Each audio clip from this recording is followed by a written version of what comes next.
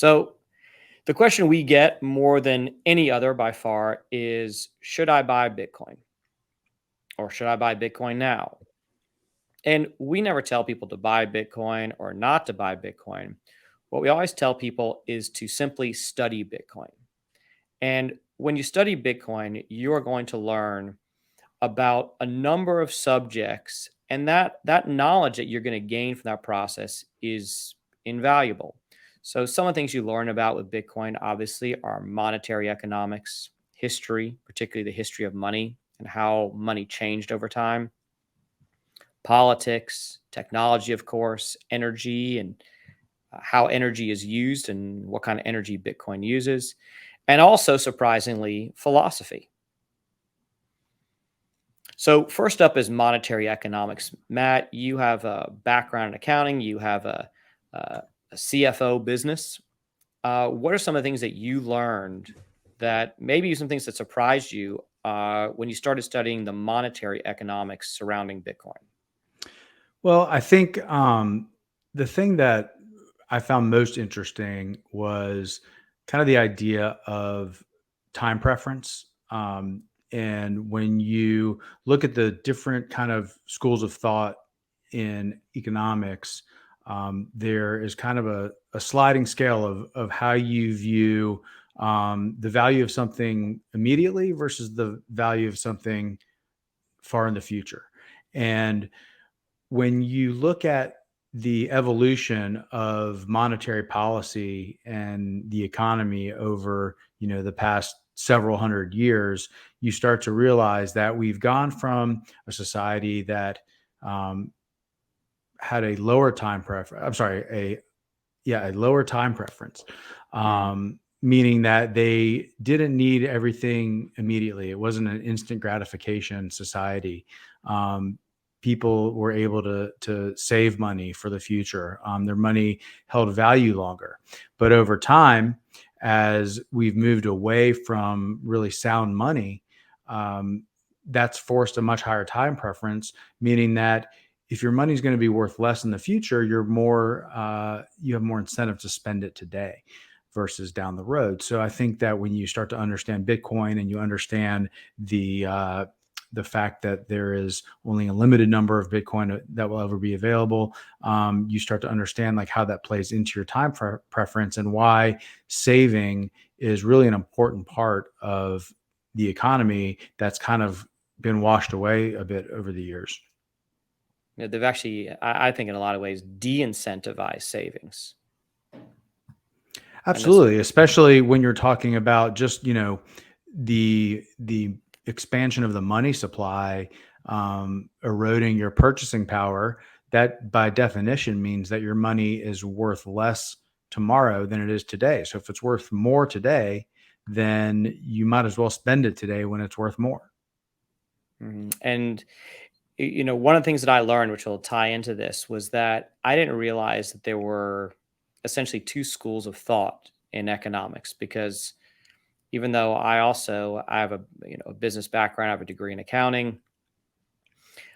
I didn't really, and I actually liked economics when I learned it in school. It's one of the few things I actually kind of liked. But I didn't realize that there were Keynesian economics and Mhm. Austrian economics. I never learned that there were two different schools. And on your study of Keynesian economics, I don't want to get into it all here. You realize that it was basically a bad idea, and all of a sudden it was adopted universally. And that is the system that we have that rules most of the world right now, is Keynesian economics, which includes money printing and a high time preference and high debt loads and things like that. Right. And as you're talking, I'm looking at this slide and really you're really talking about at least the top three, monetary economics, history, Mhm. and philosophy. They all kind of go together in this sense. I think that, by studying Bitcoin, you have to understand more about these things in order to understand what the value of Bitcoin is. Mhm.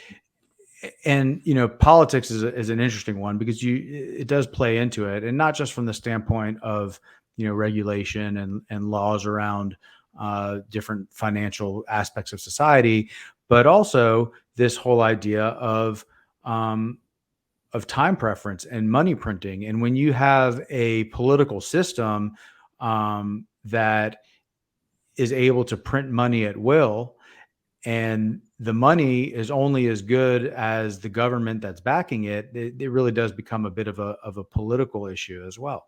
The energy and technology, I think, are also really interesting aspects of Bitcoin.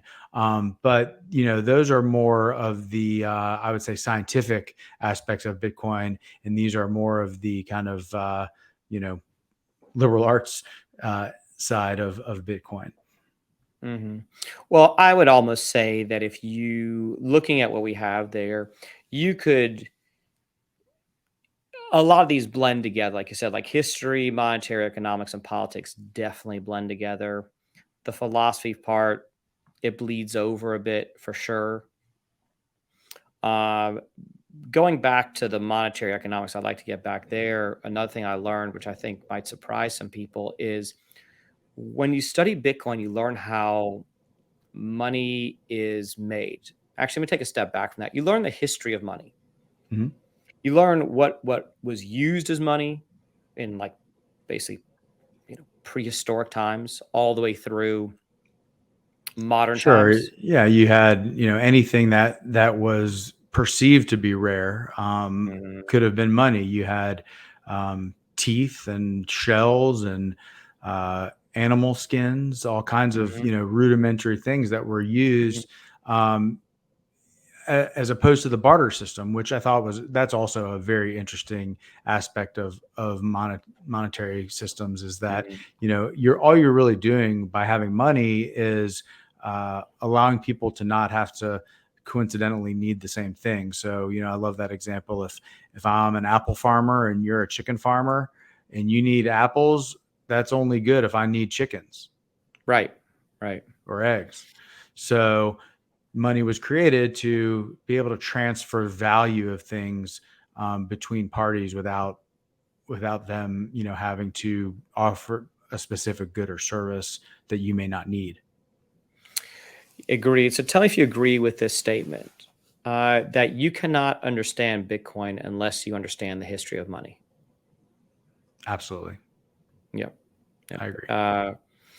And when you understand the history of money, then you can see how Bitcoin fits into that.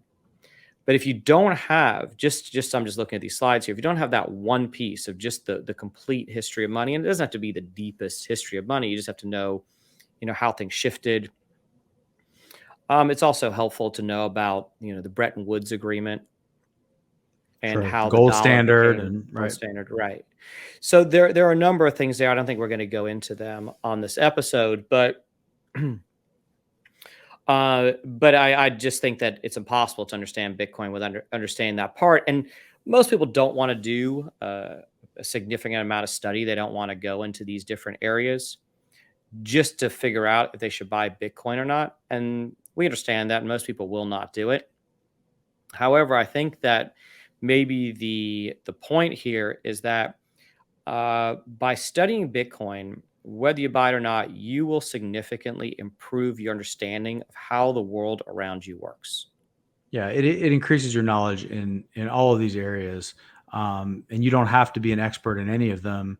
But if you decide to study Bitcoin, then you're going to learn more about all of these things and many others as well. But for example, the on the philosophy side of things, there that's an interesting one because that can get really esoteric. There are Mm. plenty of people out there.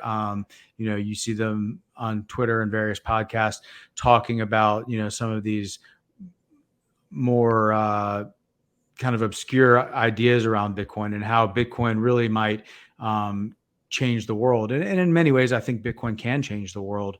I don't know that, I'm on board with some of those thinkers that really view it as, the key to world peace and that kind of thing. I mean, I thought that's maybe a little bit aspirational, but Mhm. if you at least understand where they're coming from, you're going to have a better understanding of, some of the different schools of thought around how society works and how people live together, because realistically, money is an integral part of how people interact with each other.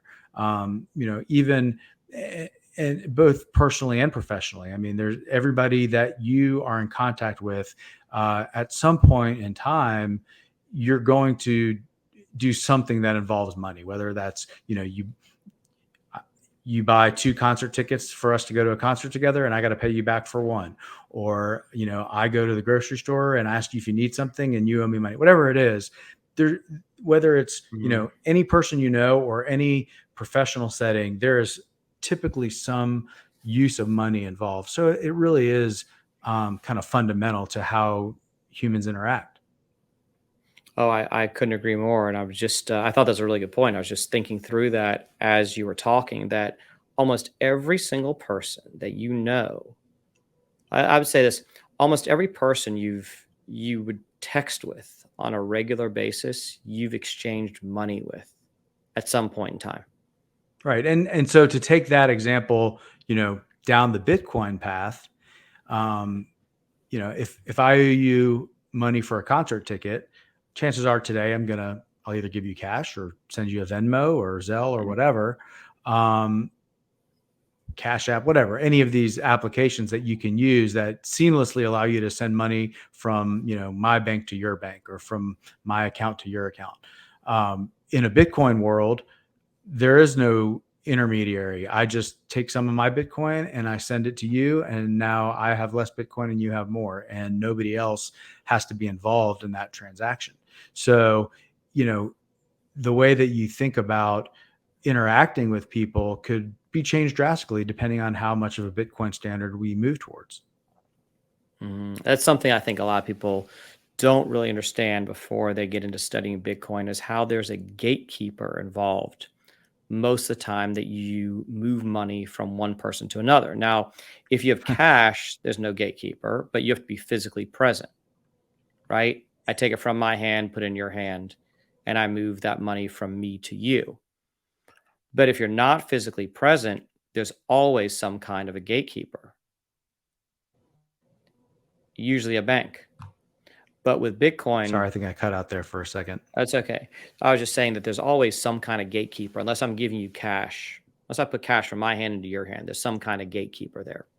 Right. And that's, going back to the monetary economics, when you have the different attributes of money, what makes good money.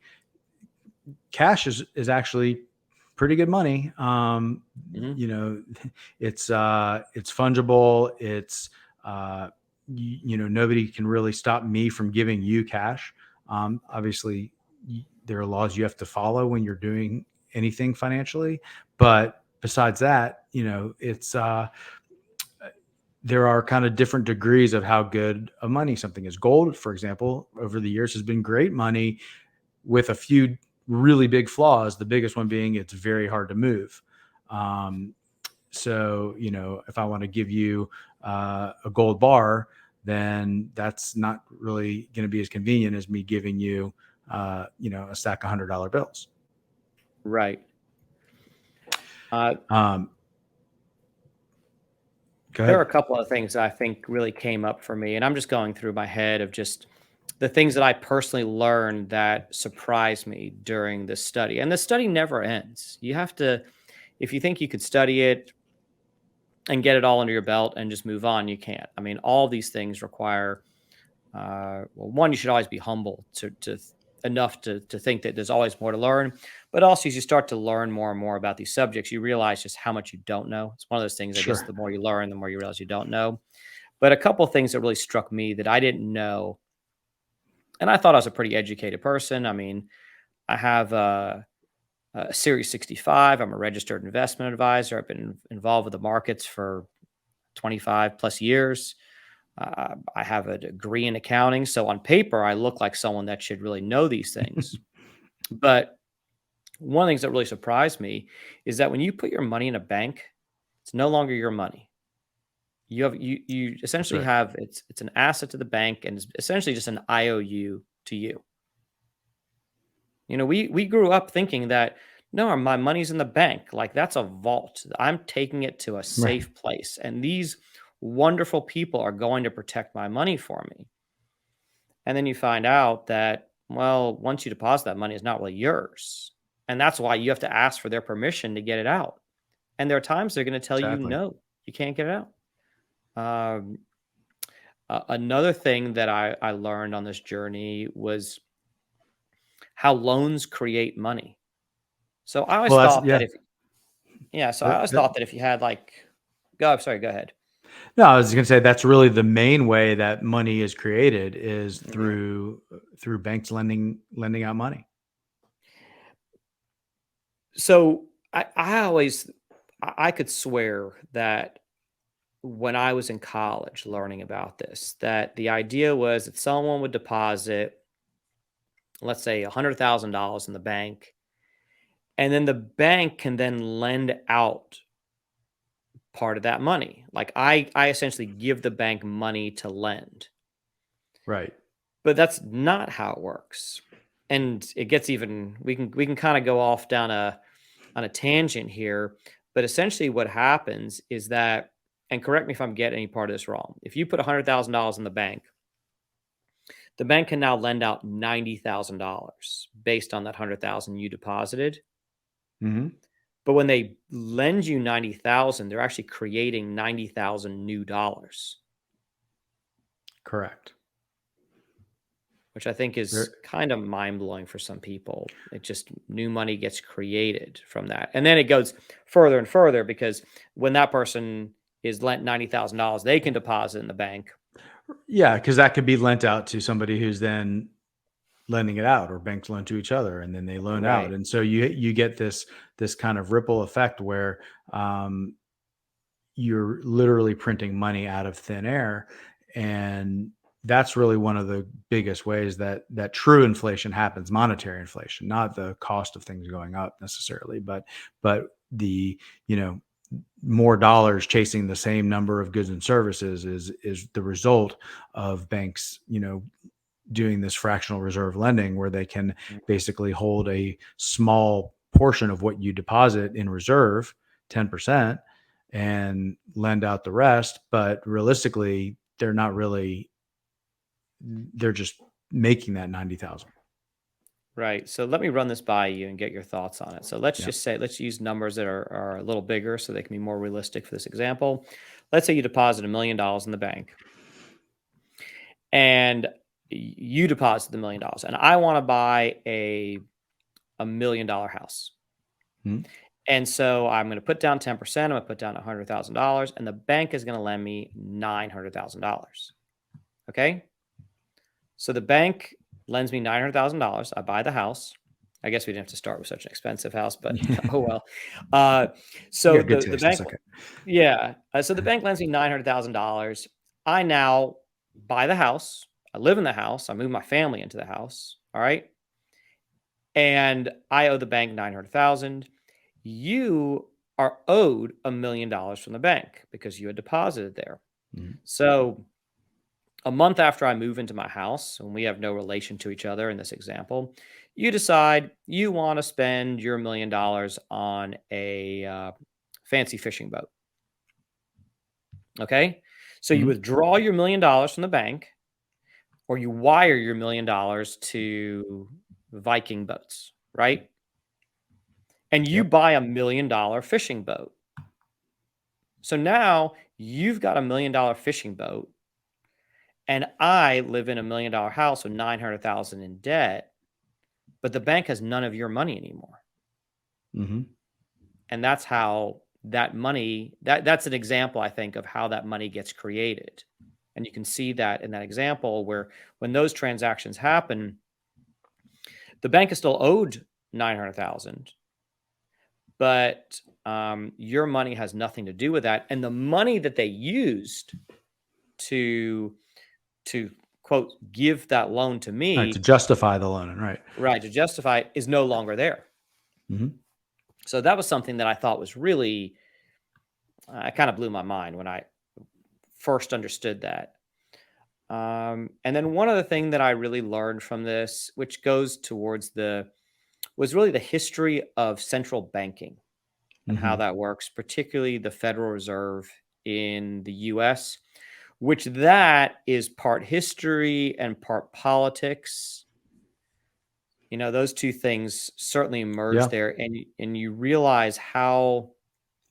And by the way, there's a great book called The Creature from Jekyll Island.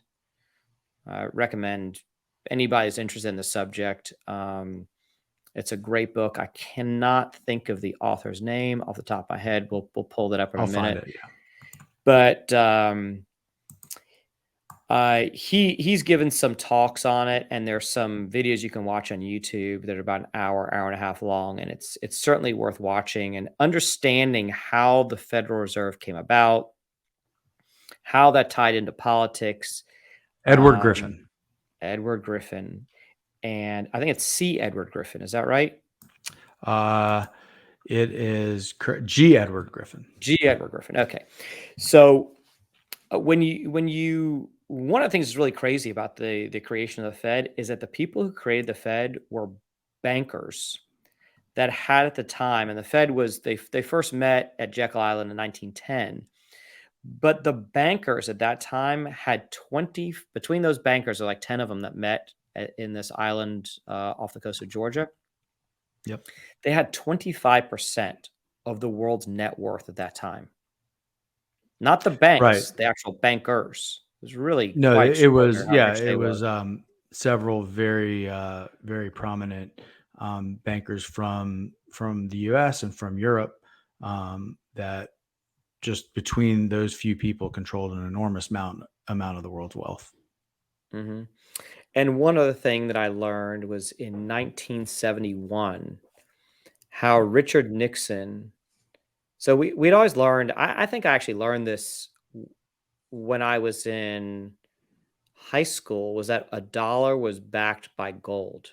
Actually, I Hmm. know I learned that because I remember where I was sitting. I think it was like the ninth grade. Actually remember where I was sitting, and that a dollar is redeemable for gold. So I learned that in the 80s, certainly past 1971. But there was a thing where the US said, look, gold is too difficult to move around. A dollar, US dollars are going to represent gold. And then in 1971, France was uncomfortable with some of the economic policy of the United States. And they said, you know what, we want to cash in our dollars for gold. And Richard Nixon said, no, that's not going to happen. We are stopping this program where you can cash in. We're temporarily stopping this program where you can cash in your dollars for gold. And it has not been restarted since. And it was in August of Yeah, 2000, August it's of 51 years. 1971. 51 years. So, and if we started poking on some of these other things, you'll find that there are a lot more areas where you just all kinds of different things that you learn about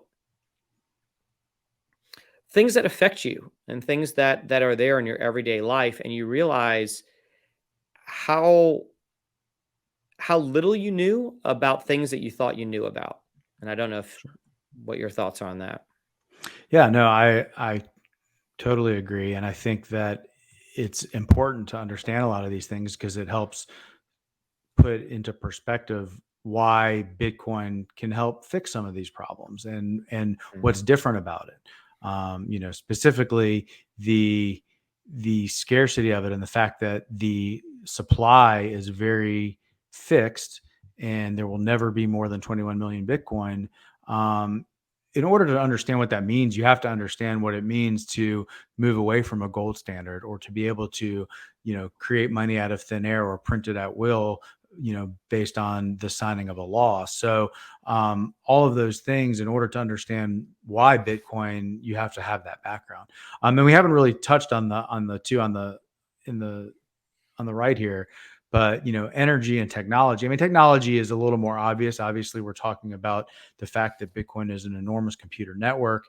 Um, Somewhat in the same way that the internet came about as a decentralized network of information. You can think of Bitcoin as a decentralized network of monetary value. It is a network that allows you to transfer value from one place to another very securely and instantly almost. Um, so it's there's obviously a lot of technology, and there's the whole cryptography side of it. How all of that works in terms of um, generating the requirements for mining a block, as far as the how addresses are generated. All of that stuff, is interesting technological uh, advances that have happened, really, I guess, since probably the 70s, early 80s was probably when Right. cryptography Isn't that really crazy? started. That Yeah. yeah, that's one of the things I think is really fascinating about it. I had that in my head And was that yeah, go ahead. what I was going to say, and obviously cryptography goes back to to the Turing machine, Mm, and way back in time, in the early 20th century. But the development of it and the ability to use some of the protocols that govern Bitcoin have actually been around for quite a while. right. That's the cypherpunk movement, which I believe started around the Yep. 70s. Hmm. They were trying to solve this puzzle. It's like a group of really, really smart guys who are really, really good at math. Uh, and they had a vision, and it's really amazing what this very, very small group of people did. They also fought some legal battles that there were free speech Sure. issues here that you learn about. But when you understand that there was a cypherpunk movement going back to the 70s, and that there were all these different versions of, well, people were trying to solve this puzzle of digital money, Hmm. right? A digital, I guess we'll just call it digital money. And there were all these different versions that people tried. Before that, that failed for one reason or another. And and then when you see how Bitcoin evolved from these other previous monies, and you see what changes Bitcoin made, particularly the difficulty adjustment Hmm. in sort of perfecting this idea of digital money. It wasn't one guy or one woman or even a team of people in I guess it would have been 2008, 2007 that would have been working on Bitcoin, because Bitcoin was released January 3rd, 2009. So Yeah. assume they're working on it for at least a year or two, maybe more before that. That it wasn't just something that had come about that someone had been working on for 2 years. It was more like 40 years, 30 or Sure. 40 years And behind it even, of different things. yeah, the Bitcoin white paper references some of those prior Hmm. versions, but and Hmm. um, there were different versions of this digital money that none of them quite put it all together the right way. Hmm. Right, And right. so so it was really, and I really do think the proof of work and the difficulty adjustment were two things that kind of came together to make Hmm. Bitcoin work. Certainly. And some of the earlier versions had some sort of um, uh, difficulty adjustment, and some earlier versions had proof of work. But they Hmm. didn't have both, or didn't have the coding that allowed it to really work the way that it does. Hmm. So there's a tremendous amount of technological advance. It's interesting though, because Bitcoin in and of itself, I mean, yeah, the computer code is its own innovation, but so much of it is based on things that already existed at the time that it came out. It just kind of crystallized in a way that let it all come together and work. So that's anyone who's interested in technology and the history of technology, there's a lot there as well. Hmm. And then lastly, energy. I always say we end up talking about energy at some point, because that's one of the biggest things that people like to complain about with Bitcoin, is its perceived energy footprint. But um, in order to really understand how Bitcoin might or might not be a good use of energy, you really have to understand energy itself, and how it works, in terms of the actual energy markets, the energy grids. I mean, when you look at the overall generation of energy on the planet, and then you look at how much energy Bitcoin uses and how that compares to the amount of energy that is otherwise wasted. The case that Bitcoin is unwise use of energy starts to go away very quickly. So there's that aspect of it, and then it also, you know, in the non-Bitcoin arena, it lets you understand a lot of, you know, different energy sources. And, you know, you've got this idea that we're just talking about this, you know, that electric vehicles are going to be such a better use of energy. Well, you know, electric vehicles are charged using electricity that's by and large powered by fossil fuels. So, you know, to say that this is going to move us away from fossil fuels is a really big stretch at this point. And then on top of that, the amount of environmental destruction that has to happen in order to, you know, mine lithium and cobalt and other rare earth minerals that you need to make, you know, the batteries and the technology for electric cars or for battery powered you know, equipment is it's pretty devastating in the places where, you know, you see lithium being mined and cobalt and things like that that are it's destructive. So to understand that, I think is important to also understand how that plays into Bitcoin contextually. And if you understand energy and understand how it's very difficult to store energy, like your power company doesn't store energy. It sends it out and it can only travel a certain number of miles. I don't know what that number of miles is, but I don't think electricity can travel much more than 500 miles and it could be much less than Yeah, it that. starts to dissipate, and you know, in order Mm, for it to travel far, it has to be on a really powerful uh, mm. transmission system.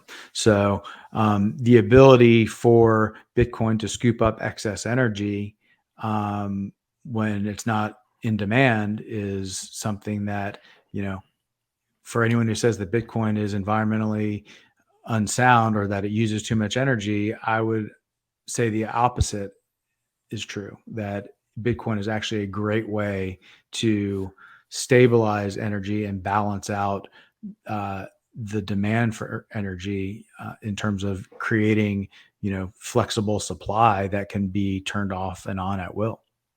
Yeah, I couldn't agree more. That if used correctly, Bitcoin is one of the best things for energy. And I would even say if executed correctly, Bitcoin is something particularly good for the environment.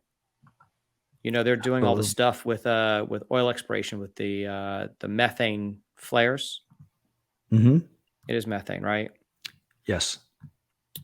And so they're basically taking these emissions that would otherwise be a pollutant. They're converting those emissions into localized energy, and they're using that localized energy on the spot from those emissions Hmm. to power up computers that run the Bitcoin mining software. And so you do two things there. You stop all those emissions from going into the atmosphere, which is great. And you give the people who are running the mining rigs a way to have additional revenue. Yeah, they have an incentive to do it, and Mhm. interestingly, Very good. Mm. the Inflation Reduction Act that just went past the Senate, that still isn't Mhm. signed into law, but appears that it will be, has actual subsidies in it for oil and gas companies to reduce their methane emissions, or really any emissions that are coming as a result of their, you know, their oil and gas mining. So the I've seen a lot of things flying around that, you know, now you're giving if there's subsidies to cut back on those emissions, you're now giving, you know, oil and energy companies an incentive to mine Bitcoin. Mm. Yeah, I mean and when you put all these things together, you find that you really just have a better understanding of how the world around you works, and that knowledge is a very, very powerful and useful thing, particularly for younger people, right? If I was, let's just say that I was just going off to college or maybe just graduating college, and I had an understanding of all these things, which we kind of went to college for, and I Right. didn't really get there. Actually, I didn't get much of any of these things there. Um, I don't know what life would be like understanding how the energy grid works and how it needs to be localized. I don't know how I would use the other information of how money works and how inflation works and how money's created, and I don't know how you use that to your advantage because I didn't have that until really just fairly recently, like a few years ago. Yeah. And then you realize that there's, like I said before, whatever you've learned, you're just scratching the surface. There's always significantly more to go.